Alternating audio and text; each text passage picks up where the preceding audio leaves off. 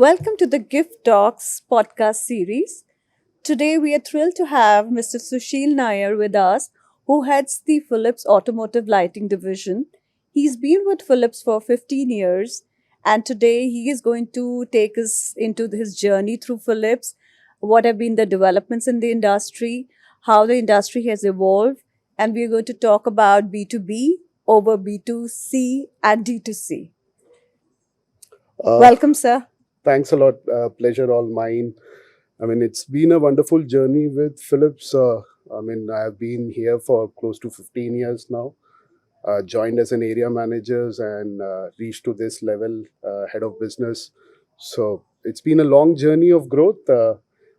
Fortunate to work with such a great brand, very innovative brand, and a wonderful company to work with. I know we've been hearing about Philips since our childhood. The name, which we are like, it's synonymous with lighting, was Philips for us.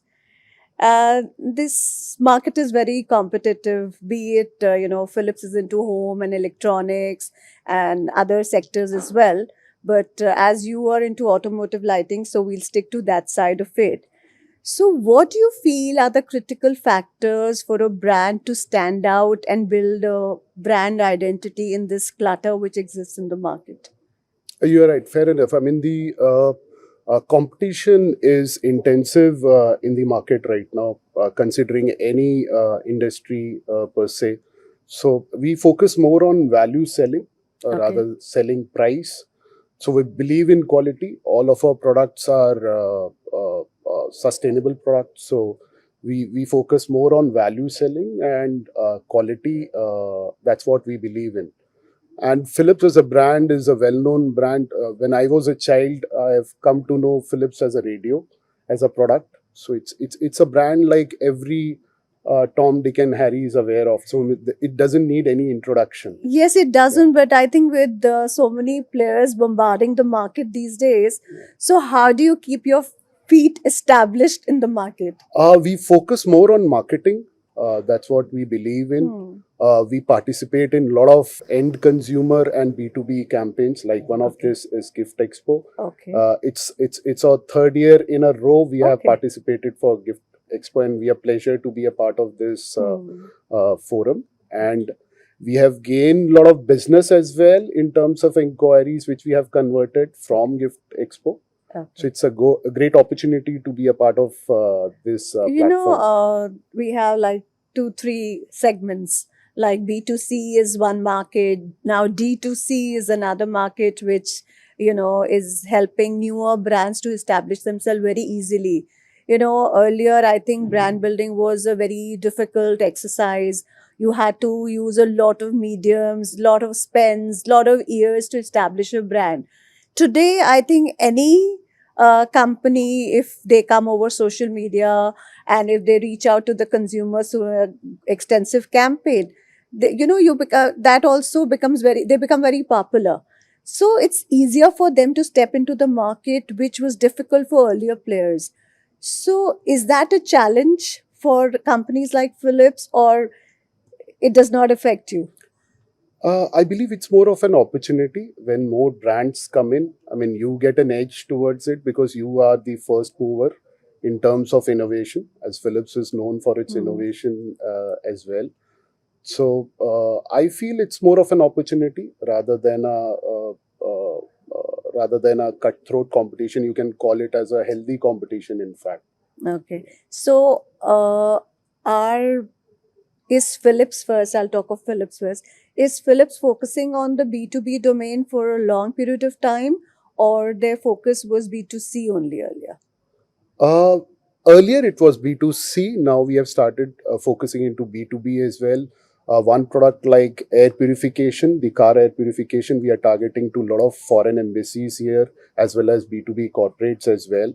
So which is working well for us. And this is one category wherein technically the product is very sound.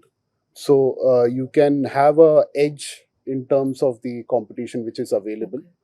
And as I said, our products are basically innovative product solutions. So we focus on more of problems of end consumer and then bring in some innovative product I solutions. think that's the key, where you identify the problem and provide a solution. Perfect. Because there are 100 products in the market. I think only if you give a solution, a customer is going to be interested in your product. Fair enough. Yeah. Okay, great. And what do you feel? What is your, tip, suggestion, or guru mantra, I would say, to newer brands, how they should position themselves, how they should encash on this market? Because I think the market is so big. It's not that one brand or one company can satisfy the needs of the consumer. The consumer preferences are so varied. X consumer needs ABC, Y needs 1, 2, 3. So I think every brand satisfies a different need. So, what is your mantra to the other brands? How they should, the newer ones, how they should establish a foothold in this market? What I feel, brand building is something which takes ages. Like if you see Philips as a brand, it took 100 years for end consumers to be aware about Philips brand. If we call 100 people here, I believe all 100 might be knowing about Philips as a Yeah, brand. that is why I'm saying that you have to give your guru mantra to the newer brands, Yes. how they can encash on the Guru market. mantra is, what I feel is, focus, be differentiated from the existing brand in some or the other way in terms of the product solutions or the product you are marketing. So that is one thing I think which can really help the brand to grow. That is what I feel is the Guru mantra. So they have to find a differentiator. Perfect. Yeah. Okay. And as you're saying that they should find a differentiator, so what role does innovation play in meeting the market demands and staying relevant in this rapidly evolving industry? How should brands incorporate consumer feedback into brand development or product development? It's basically ideation. We do a lot of service. Okay. We do a lot of end consumer surveys through agencies wherein we get feedback, and then probably we work on What other innovation. modes do you use to get customer feedback besides the surveys through agencies? We also do take feedback from social media, which is Okay. pretty active since last 5 years or so. Yeah. Uh, everybody would be having Instagram, Facebook, and YouTube.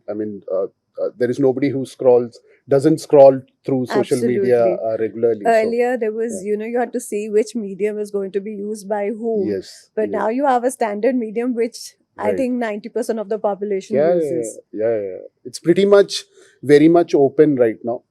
Nothing is hidden. Yeah, but you need to get your message out in the right way and to Perfect. reach the right Yes, audience. yes.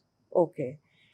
And what, according to you, are the key trends which are shaping the future of the electronics industry, especially in B2B gifting? And how do we, as brands, not me, but other brands, leverage on that? I can comment on the automotive part.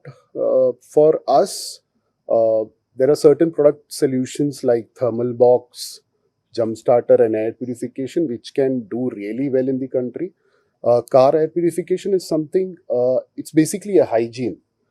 Currently, we are able to focus and market the product in North only because of pollution, the crop burning pollution, as well as the traffic pollution which is existing in the northern area of the I market. know people say, when you get a new car, it smells so nice. Yes. So, does that help in getting the smell out of the Yes, old car and yes, get the new car yes, feel? Yes, that as well. And if you smoke inside the car, it can completely filtrate that as well. So it's a beautiful product. I Okay. think you should How check out. old is this product? Like, it's been in the market for how long? We had launched this product ahead of times around 10 years back, but we Okay. couldn't succeed.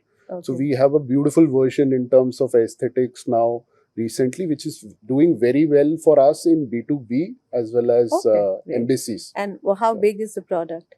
It's pretty much handy. Very small in size, so I think easily fitted and looks really so good an in the car. ideal B2B gift. Perfect. Yes. Okay, great.